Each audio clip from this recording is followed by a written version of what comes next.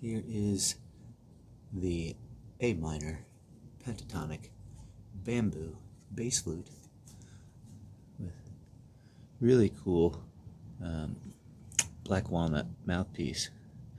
I tried something different on this piece when I made it.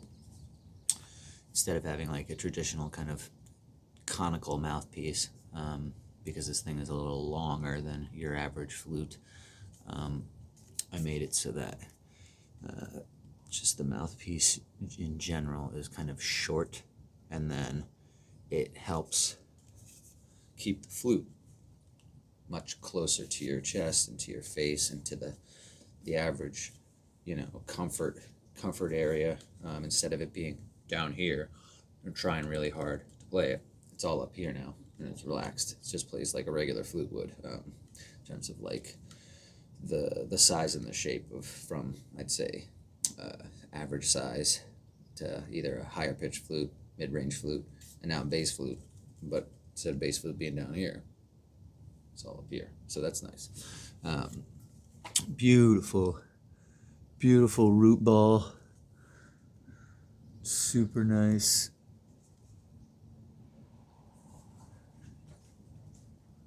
Yeah. Tone holes right here. A440 hertz.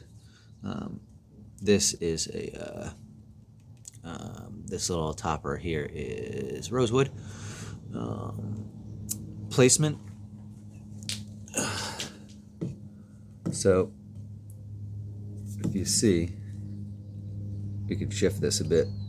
So right where the back edge of the rectangle is, you just slide it. You'll see it. There's a slit. Just look at the slit. If it moves, during a transit or whatever, just push the slit right up to the edge where it starts to slope down. You'll see it. And just keep it there. That's the optimal placement. And these are just held in by your standard crossover knot. Like if you're tying your shoelaces, all you have to do is just give them a little tug if you want this thing to tighten up a little bit. That's just pulling both of these leather laces against away from each other. Breath pressure sensitivity, I'd say, is soft to moderate, and moderate, more moderate in general once you reach the final top 3 holes. But be a little bit more reserved and disciplined on your first 4 notes. Root note climb, I'd say just very relaxed, casual breath. Don't blow too hard at all, and the flute will just light up really fast.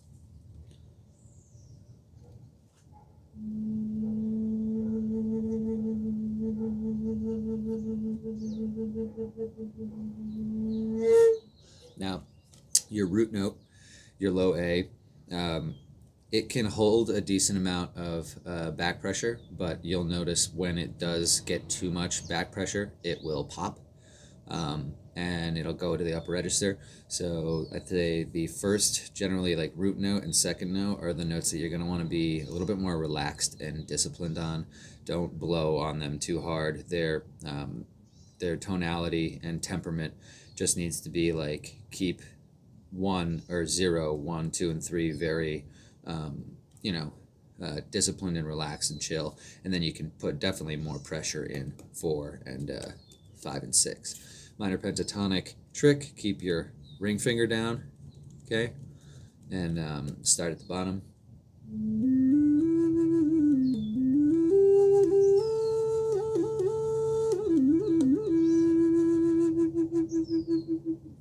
So this one, there's an upper register trick. If you climb up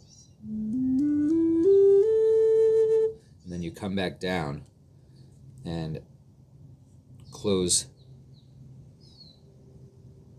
2, 3, 4, and 5.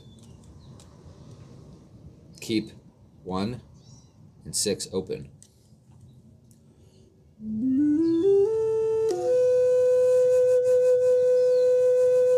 So that's one of your advanced overblow techniques.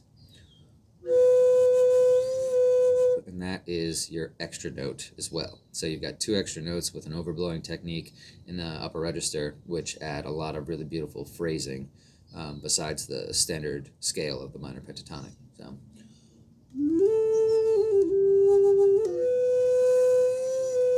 So when you want to hit that area, remember 2, 3, 4, and 5 closed. Blow a little harder, like as if you're trying to hit your high A.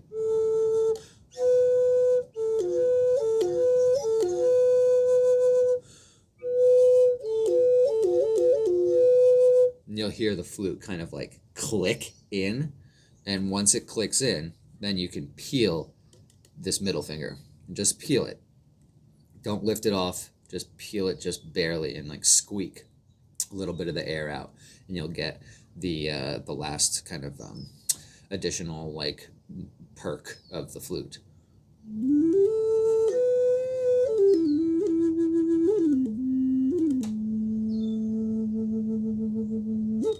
So that's generally a nice simple overview on how to activate the advanced techniques at the the bottom end of the flute.